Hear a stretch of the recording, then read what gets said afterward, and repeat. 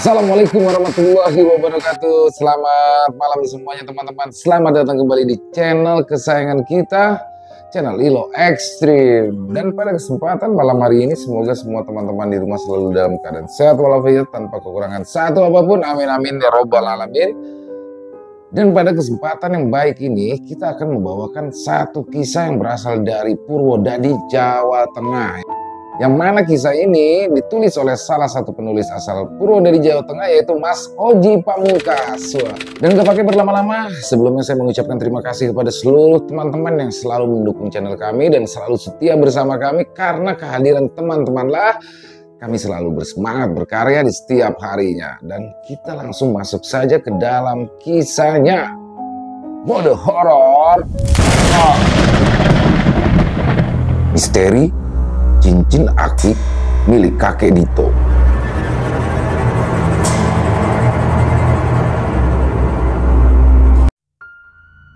Perkenalkan, namaku Oji. Kisah ini berawal ketika aku masih kecil, yang mana waktu itu aku sendiri masih duduk di bangku kelas 6 SD. Selayaknya anak-anak pada umumnya di usia seperti itu, masa kecilku pun dipenuhi dengan kegiatan sekolah, bermain ketika waktu libur, ataupun bermain setelah sepulang sekolah bersama dengan teman-temanku. Nanti mau main apa nih? Tanya Robi. Mancing saja, sekalian nanti mandi di sungai, usul Dito kala itu. Ya sudah, nanti kumpul di rumahmu dulu ya toh, ungkapku menanggapi usulan itu. Ya itulah sekilas percakapanku bersama dengan kedua temanku di siang itu yang baru saja pulang sekolah. Setelah makan siang dan berganti pakaian, aku pun lalu bergegas menghampiri Robi dan mengajaknya untuk segera bergegas ke rumah Dito. Jarak antara rumah kami sendiri tidaklah berjauhan, masih dalam satu lingkungan dan hanya terpisahkan beberapa rumah tetangga antara satu sama lain. Dengan menggunakan sepeda, aku berboncengan dengan Robi dan tak butuh waktu lama sampailah kami di rumah Dito. Sesampainya di rumah Dito, terlihat kala itu Dito yang sedang menyiapkan semua alat pancing milik kami, yang mana pancing yang jorannya hanya terbuat dari potongan bambu itu memang milik kami bertiga dan sengaja kami tinggal di rumah Dito beberapa hari sebelumnya setelah kami gunakan untuk memancing. Sudah siap semuanya, Dit? Tanyaku. Sudah, jawab Dito sambil menyodorkan joran pancing yang telah ia ikat menjadi satu. Ayo berangkat, ajak Robi. Sebentar, aku bilang dulu ke ibuku, jawab Dito yang lalu berjalan masuk menuju ke rumahnya. Aku dan Robi yang sedang berdiri di depan pun mendengar jawaban dari ibu Dito ketika Dito meminta izin untuk pergi ke sungai dan memancing. Ingat ya, sebelum azan zuhur harus sudah pulang. Yang sesaat kemudian keluarlah Dito dari ruang rumah dengan sedikit berlari. Kami pun segera keluar dari rumah Dito untuk segera menuju ke arah sungai yang jaraknya pun tidak begitu jauh dari rumah kami. Aku segera menaiki sepedaku dengan Robi yang membonceng di belakang sambil memegang pancingan. Tunggu sebentar, ucap Dito yang tiba-tiba saja kemudian kembali meletakkan sepedanya dan berlari masuk ke dalam rumah. Tak berselang lama, Dito pun lalu keluar. Aku dan Robi kala itu tidak bertanya kenapa Dito harus kembali masuk ke dalam rumah dan langsung mengajaknya berangkat ke sungai siang itu. Sesampainya di area sungai, kami pun lalu bergegas mencari cacing untuk nantinya dijadikan umpan pancingan dan juga mulai mencari lokasi atau spot yang cocok. Cukup lama kami menunggu, akan tetapi belum ada satupun umpan kami yang disambar oleh ikan di siang itu. Cuaca yang terik dikarenakan memang sedang musim kemarau dan beningnya aliran air sungai yang tidak terlalu deras membuat kami tergoda untuk mandi di sungai itu.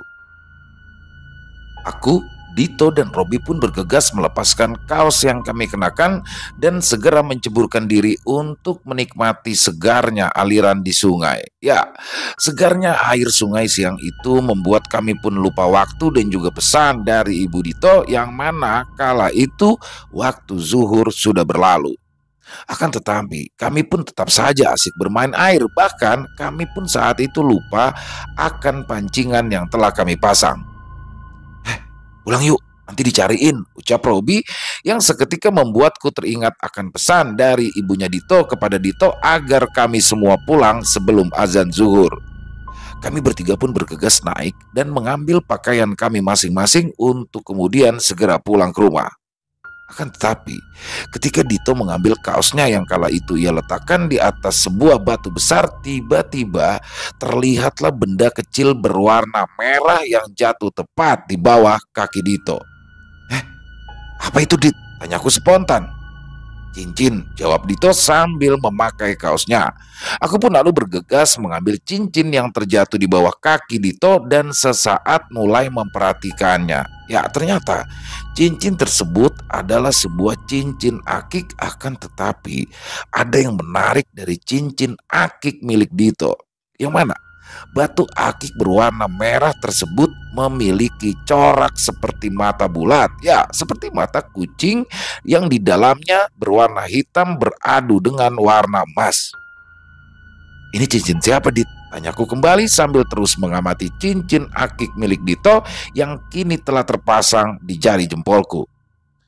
Itu milik kakekku, jawab Dito. Ya, kakek Dito sendiri baru saja meninggal dunia beberapa bulan yang lalu. Aku dan Dito pun segera berjalan untuk menyusul Robi yang sudah terlebih dahulu ke tempat kami memarkirkan sepeda kami. Namun, langkahku pun tiba-tiba harus terhenti ketika tanpa sengaja aku menoleh ke arah sebuah pohon bambu yang ada di seberang sungai, yang mana di bawah rimbunnya pepohonan bambu tersebut nampak sosok-sosok mengerikan seperti kuntilanak, pocong, genderuwo, dan juga buto ijo dengan wajah yang sangat mengerikan sedang melihat tajam ke arah kami. Seakan-akan mereka mengawasi kami dari kejauhan. Di tengah ketakutanku, aku pun sempat memanggil Dito yang kala itu sudah berjalan di depanku. Dit, ucapku singkat. Mendengar panggilan dariku, Dito pun segera menghentikan langkahnya. Ada apa? Tanya Dito. Tanpa mengatakan apa yang aku lihat, aku pun hanya menunjuk-nunjuk ke arah pepohonan bambu yang ada di seberang sungai tempat sosok-sosok mengerikan itu berada. Seketika, Dito pun ikut menoleh ke arah pohon bambu yang sudah aku tunjuk, namun tidak nampak raut ketakutan di wajah Dito siang itu. Ada apa sih, Ci? Tanya Dito. Ya, aneh. Siang itu ternyata Dito tidak melihat sosok-sosok mengerikan seperti apa yang aku lihat. Badanku pun langsung terasa lemas kalau melihat sosok-sosok mengerikan itu. Dan siang itu aku hanya bisa menatap ke arah Dito dengan heran. Bagaimana mungkin Dito tidak melihat sosok-sosok yang aku sudah lihat itu? Ayo pulang, teriak Robi sambil memegang ijoran dan seekor ikan di tangannya. Dan setelah mendengar teriakan Robi itulah, aku pun akhirnya bisa memaksakan kakiku yang awalnya terasa kaku untuk digerakkan dan mulai bisa berlari untuk mendekati Robi. Sesaat kemudian, Dito pun lalu menyusulku dari arah belakang. Ada apa? Tanya Robi keheranan. Sudah, ayo cepetan pulang, ucapku sambil menaiki sepedaku dan bergegas meminta Robi untuk segera naik. Sesampainya di rumah Dito, aku pun menceritakan semua yang aku lihat tadi di sungai kepada kedua temanku itu.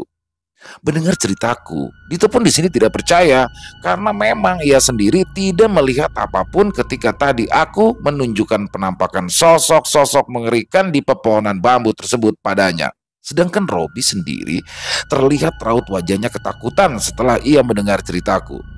Yang kemudian aku pun di sini mulai melepas dan mengembalikan cincin aki kakek Dito yang tadi terpasang di jari jempolku sedari tadi. Pada malam harinya, aku sendiri terus diikuti salah satu sosok mengerikan yang tadi aku lihat di tepi sungai siang itu, yaitu sosok kuntilanak dengan rambut panjang terurai yang terus menutupi wajahnya. Aku pun hanya bisa menangis ketika sosok mengerikan tersebut tiba-tiba ikut berbaring di samping tempat tidurku.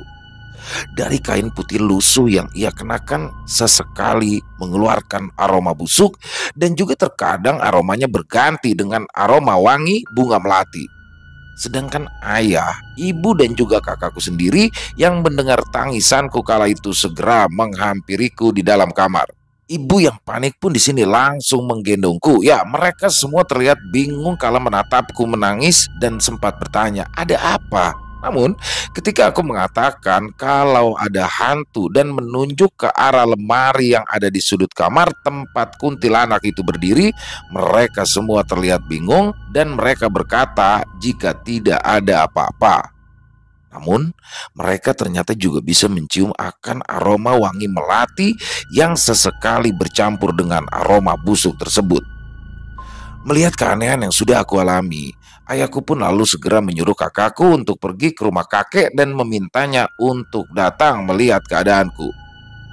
Kakek yang melihatku kala itu masih menangis di dalam dekapan ibu langsung meminta kakakku untuk mengambilkan sedikit garam dapur dan juga segelas air putih. Dengan mulut yang berkomat kamit, entah membacakan doa atau bacaan apa yang kakek rapalkan malam itu, setelah selesai merapalkannya, ia pun segera meniup garam itu dan juga segelas air putih yang ia pegang. Lalu, ia pun memintaku untuk segera meminum air tersebut, sedangkan garam itu sendiri ia taburkan di ruangan kamar tempat tidurku. Dan entah apa yang terjadi selanjutnya. Setelah aku meminum air tersebut, aku pun merasa tenang dan perlahan-lahan mulai terlelap tidur. Pada pagi harinya, kakekku pun lalu menanyaiku tentang apa yang aku lakukan kemarin siang dan aku pergi kemana saja kemarin siang. Aku pun di sini mulai menjelaskan semuanya. Ketika kami sedang bermain di sungai dan melihat sosok-sosok mengerikan itu, termasuk tentang cincin akik milik kakek Dito yang sempat aku pakai di siang itu. Kakek pun hanya diam mendengar semua ceritaku, yang kemudian ia pun lalu memintaku untuk beristirahat di rumah saja pagi itu, sedangkan ia akan pergi ke rumah Dito untuk bertemu dengan kedua orang tua Dito. Entah apa yang kakekku lakukan di rumah Dito pagi itu. Singkat cerita, beberapa tahun pun berlalu. Tepatnya di tahun 2010, kami sendiri kala itu sudah sekolah kelas 2 menengah atas, yang mana antara aku, Robi, dan Dito sendiri bersekolah di sekolahan yang berbeda. Sehingga walaupun kami bertetangga, kami sendiri mulai jarang berkumpul dikarenakan lebih sibuk bersama teman-teman yang satu sekolahan dengan kami.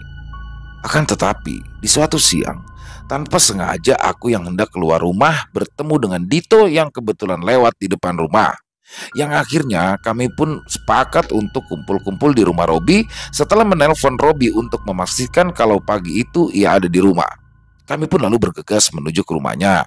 Sesampainya di rumah Robi, kami pun berkumpul di teras depan rumah sambil menikmati minuman dan cemilan yang sudah disediakan oleh ibu Robi. Kami di sini bercerita soal pengalaman di sekolah kami masing-masing. Ya, itu menjadi topik obrolan santai yang sangat menarik di pagi itu, yang sesekali diselingi dengan cerita-cerita kebersamaan masa-masa kecil kami. Sampai pada akhirnya, tanpa sengaja, kala itu aku melihat cincin akik yang dikenakan Dito. Ya, itu membuatku kembali teringat kejadian mengerikan beberapa tahun silam yang pernah aku alami. Tentu penampakan mengerikan yang aku lihat waktu itu tidak mungkin bisa aku lupakan. Loh, itu bukannya cincin akik milik kakekmu itu ya, Dit? Tanyaku yang terus memperhatikan cincin akik yang melingkar di salah satu jari tangan Dito. Iya, masih ingat saja kamu, jawab Dito yang kemudian tertawa. Ya, mungkin Dito ataupun Robi sendiri juga masih ingat akan kejadian kala itu. Kami pun di sini sempat kembali membicarakan soal kejadian di sungai siang itu, dan aku pun kembali menceritakan apa yang aku lihat di bawah pohon bambu yang ada di tepian sungai kala itu. Sosok-sosok mengerikan yang tidak akan pernah bisa aku lupakan hingga sekarang. Waktu itu salah lihat mungkin kamu, ucap Robi setelah aku bercerita. Lah iya, soalnya waktu itu aku sendiri kan gak lihat apa-apa kok, imbu Dito. Mendengar perkataan kedua sahabatku kala itu, aku pun hanya terdiam. Ya, karena memang kenyataannya kala itu hanya akulah yang bisa melihat sosok-sosok mengerikan itu. Masih saja kamu simpan itu cincin? Tanyaku mengalihkan pembicaraan. Ya, setelah kejadian di sungai siang itu, kakekmu itu datang ke rumahku dan meminta orang tuaku untuk menyimpan cincin ini baik-baik. Dan benar saja, kemarin tanpa sengaja aku yang mau memindahkan lemari yang ada di kamar ayah, Dito tanpa sengaja menemukan cincin ini ada di bawah tumpukan pakaian ibuku. Ya sudah, aku pakai saja, ucap Dito menjelaskan.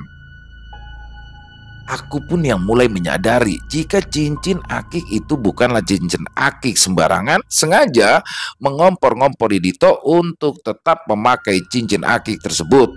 Karena aku sendiri sangat yakin kalau karena cincin akik berwarna merah itulah waktu itu aku bisa melihat sosok-sosok mengerikan yang berada di sungai kala itu. Bagus itu cincinnya, Dit. Keren. Cocok kalau kamu pakai, ucapku. Dito pun lalu tersenyum sambil sesekali mengelus-ngelus cincin akik yang melingkar di jarinya. Hari itu pun berlalu, dan 2 hari setelah pertemuan kami pagi itu di rumah Robi, aku yang waktu itu baru saja pulang sekolah didatangi oleh Dito. Ji, tadi malam selesai waktu maghrib, aku disuruh bapakku membelikan rokok di warung Lekwarni. Dan ketika aku berjalan pulang, aku melihat sosok pocong mengerikan, muatannya mendelik, hidung dan mulutnya mengeluarkan darah. Itu dia berdiri di bawah tiang listrik yang ada di samping rumah Lekusno. Cerita Dito padaku. Cuma satu, tanyaku sambil tersenyum. Ya iyalah cuma satu.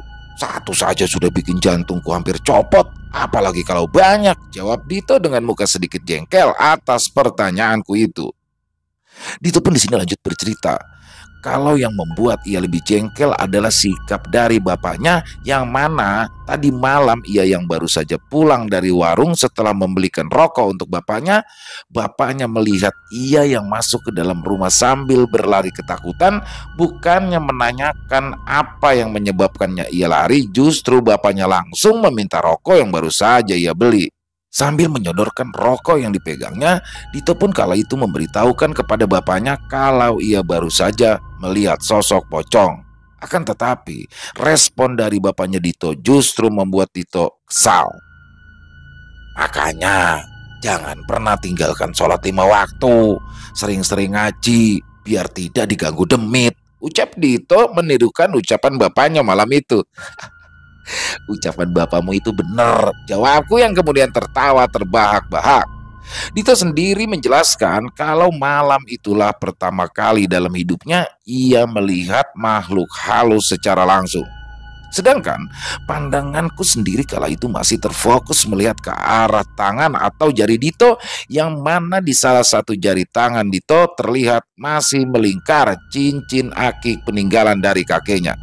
Dalam hatiku, aku pun kian yakin kalau memang cincin itulah yang menjadi penyebab Dito bisa melihat sosok pocong tadi malam. Di sisi lain, waktu itu aku tahu kalau Dito sendiri belum menyadari kalau cincin akik itulah yang menjadi penyebab dari semuanya itu. Dan kala itu aku sendiri sengaja tidak memberitahukan kepada Dito soal cincin akik itu dan akan berencana memberitahukannya nanti ketika ia sudah melihat sosok-sosok mengerikan yang lainnya. Ya, itu semua agar ia juga merasakan ketakutan sepertiku yang melihat sosok-sosok mengerikan di pinggir sungai sewaktu kami masih SD dulu. Dan hal itu dikarenakan aku juga yang sedikit jengkel kepada Dito dan juga Robi yang tidak percaya dengan apa yang sudah aku ceritakan dulu. Hari-hari pun berlalu. Hampir 2 minggu aku, Dito dan juga Robi pun tidak pernah bertemu atau berkumpul lagi. Hal itu dikarenakan kami yang sibuk dengan sekolah kami masing-masing. Ditambah lagi ketika pulang sekolah ataupun pas ketika hari libur, aku kala itu lebih suka berkumpul bersama teman-teman sekolahku yang berasal dari desa tetangga daripada harus berkumpul dengan Robi dan juga Dito. Meskipun memang sesekali aku pun masih bertemu mereka ketika berpapasan di jalan. Sampai pada suatu pagi di hari Minggu, aku yang masih rebahan di dalam kamar sambil mendengarkan lagu-lagu dari band kesukaanku, tiba-tiba sedikit terganggu dengan bunyi nada dering di handphoneku. Di mana kamu, Ji? Suara yang berasal dari ujung telepon setelah aku angkat panggilan masuk itu. Ya, Dito menelponku. Di rumah, ada apa? Tanyaku. Kita ke rumah Robi yuk, ajak Dito. Nanti siang saja. Masih tidur dia kalau jam seperti ini. Alasanku pagi itu karena waktu itu aku sendiri yang memang ingin menikmati hari mingguku dengan rebahan saja santai di dalam kamar sambil mendengarkan lagu-lagu milik Slang. Sudah bangun, barusan aku telepon dia. Ayo, jawab Dito kembali. Ya sudah, ayo. Jawabku yang memang sudah tidak punya alasan lagi untuk menolaknya. Aku pun segera bangkit dari tempat tidurku dan bergegas menuju ke kamar mandi untuk sekedar mencuci muka dan juga menggosok gigi. Dan baru saja aku keluar dari kamar mandi, terdengar suara motor berknalpot brong berhenti di depan rumahku. Aku pun lalu bergegas keluar untuk melihat siapa yang baru saja datang, dan setelah aku lihat ternyata Dito yang datang dengan menaiki sepeda motor bapaknya yang masih terpasang bronjong dari anyaman bambu di jok bagian belakang.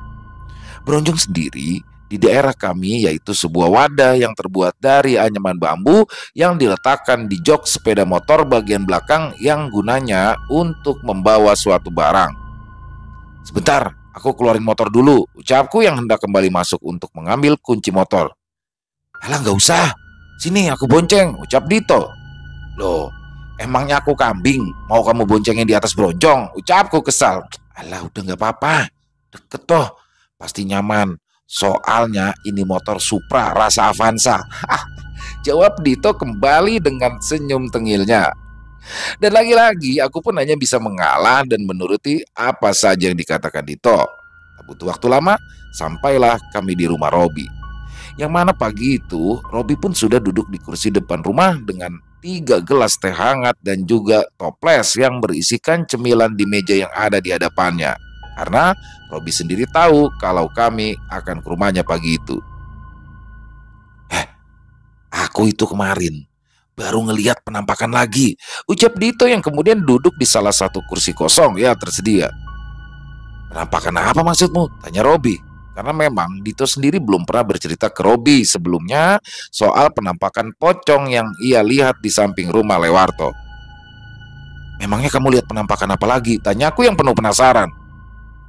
Setelah 2 minggu lalu, aku cerita ke kamu soal pocong yang ada di bawah tiang listrik yang ada di samping rumah Lewarto. Aku kembali lagi melihat penampakan yang mengerikan, jawab Dito. Yang ternyata 2 minggu setelah pertemuanku dengan Dito siang itu, Dito kembali melihat penampakan sosok makhluk gaib sebanyak 2 kali.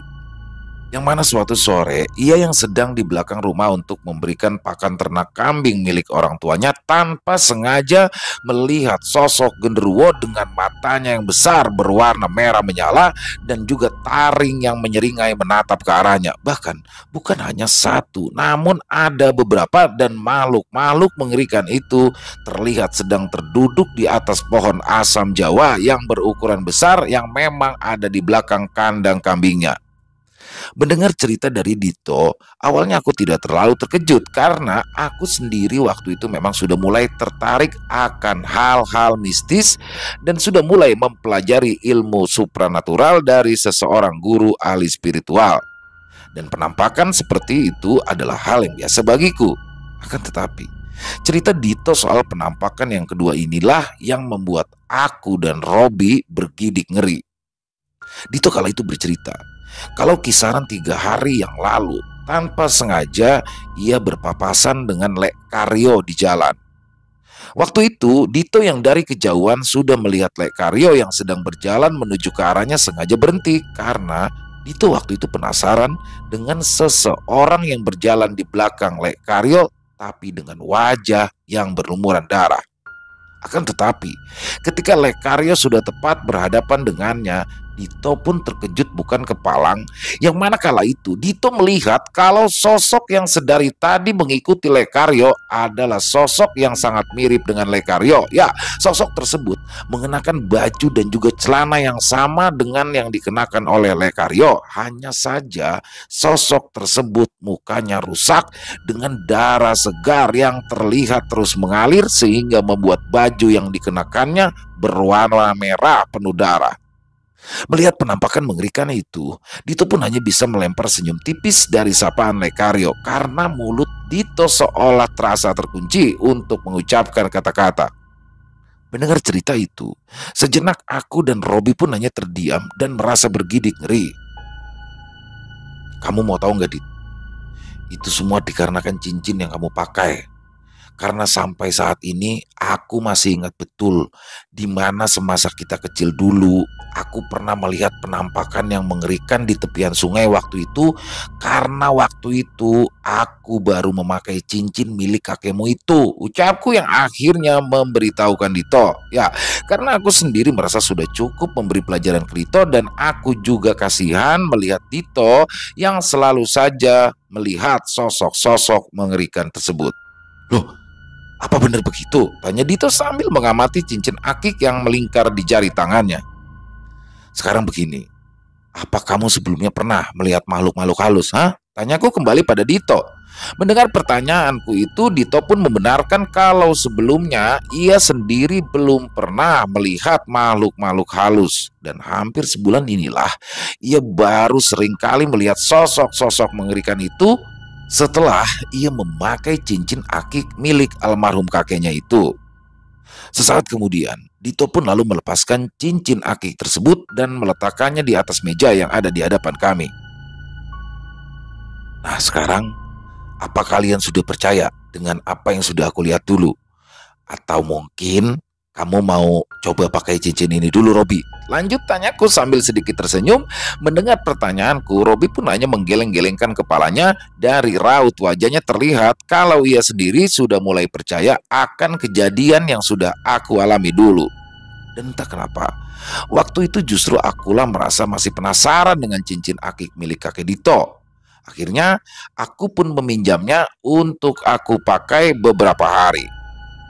Dan setelah pertemuanku waktu itu, hari-hari pun berlalu sampai pada akhirnya tersiarlah kabar meninggal dunianya Lekario dikarenakan terjatuh dari gedung lantai 6 ketika ia sedang bekerja. Ya, Lekario sendiri sedari dulu bekerja sebagai kuli proyek bangunan.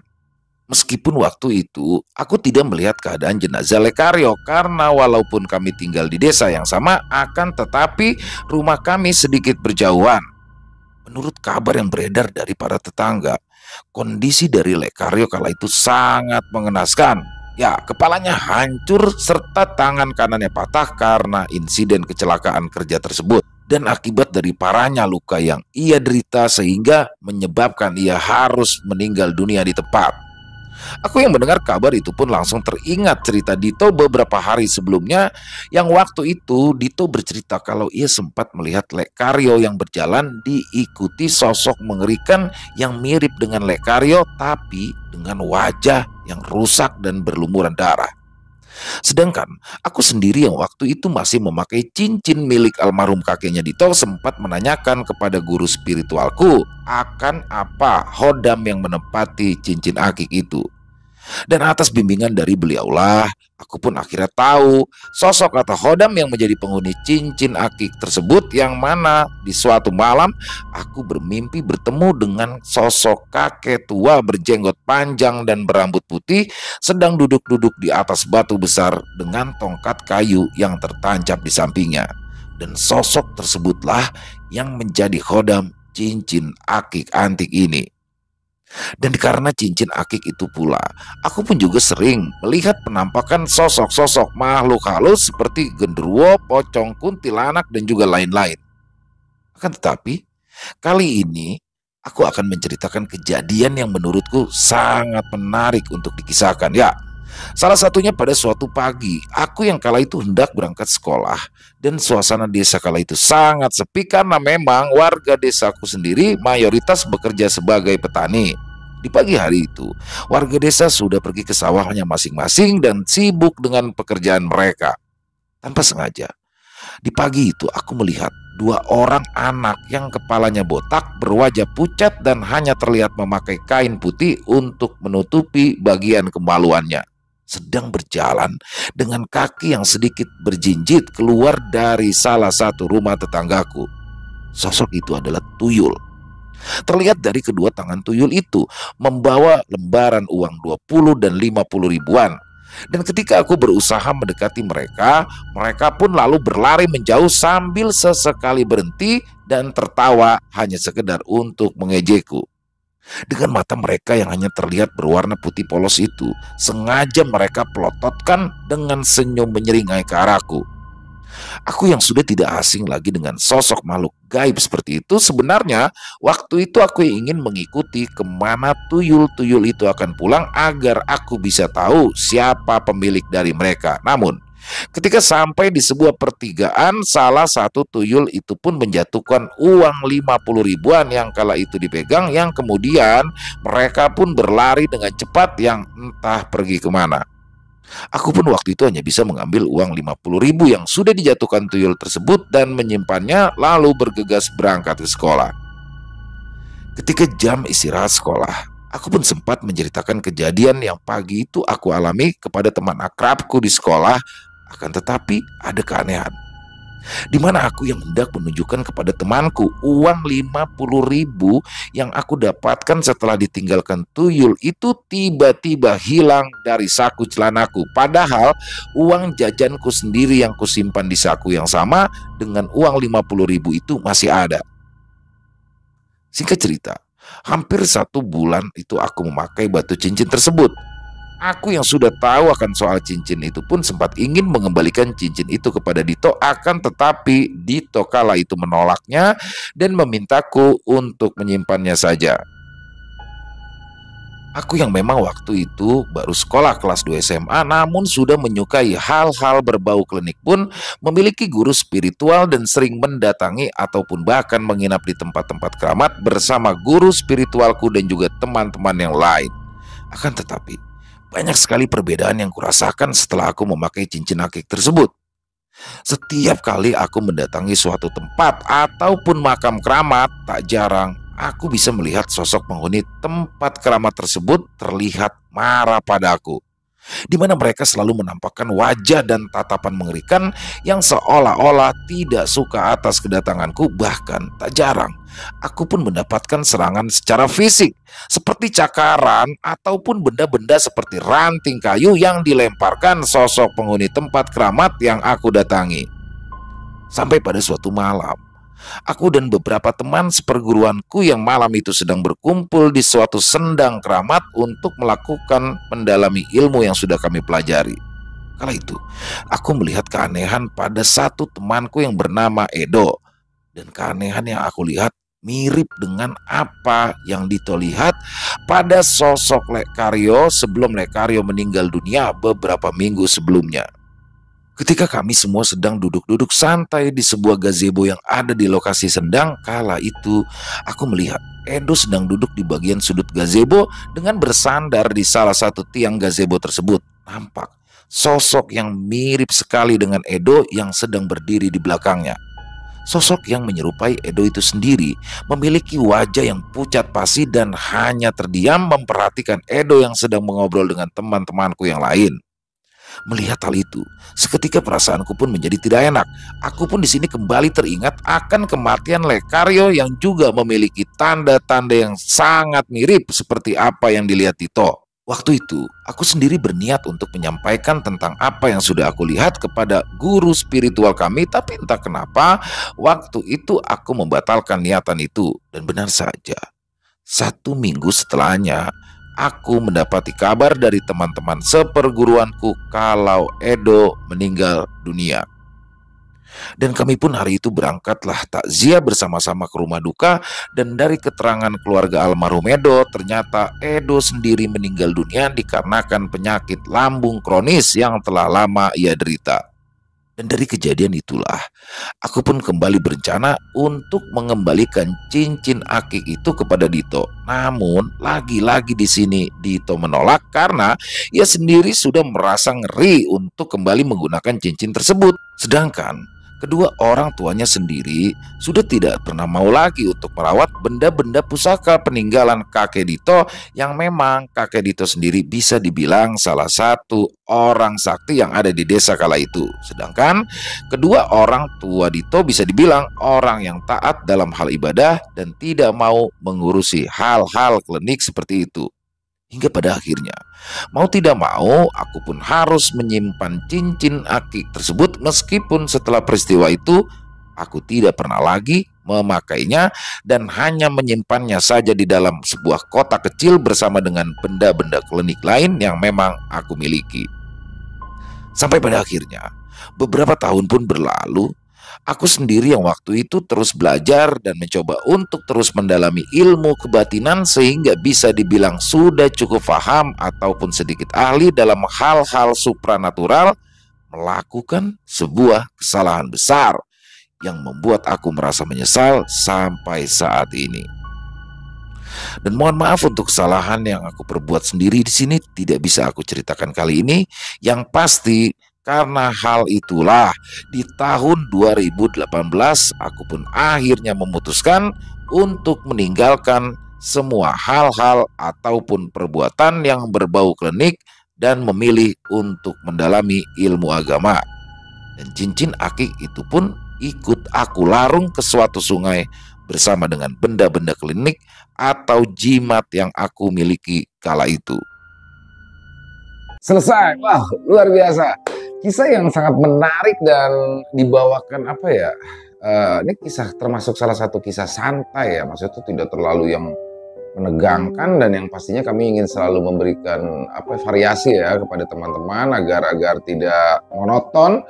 Dan kisah santai ini tapi horornya dapat, terutama penampakan yang bagi saya dapat tuh penampakan Lekario ketika jalan dan di belakang ada sosok Lekario juga tapi dengan wajah yang bersimbah darah, yang mana kemudian beberapa minggu setelahnya Lekario mengalami kecelakaan kerja dengan kondisi muka yang hancur sama seperti bayangan yang sudah dilihat itu.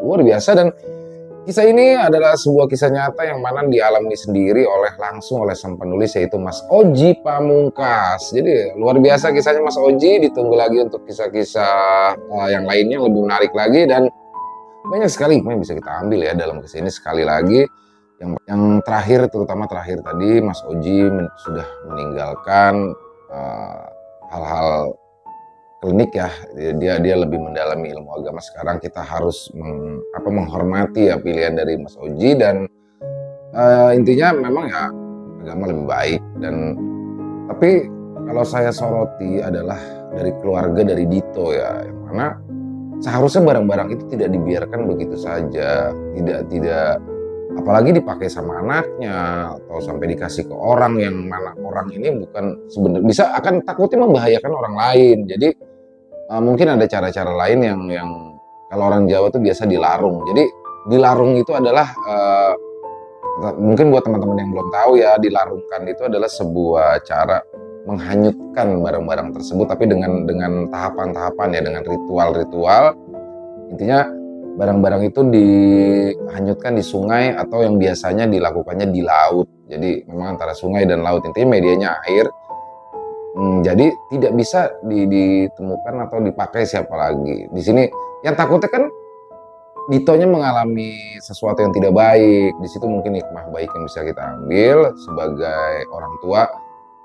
Ya harusnya bisa mengambil sikap yang lebih baik sih. Mungkin itu aja sih dari saya, atau mungkin teman-teman yang lain punya komentar lain ataupun pendapat lain, silakan bisa ditulis di dalam kolom komentar ataupun bisa sekedar saling menyapa. Insya Allah kami akan membalas satu persatu. Buat yang suka dengan videonya tadi, silakan bisa diklik tombol like-nya, tombol jempolnya.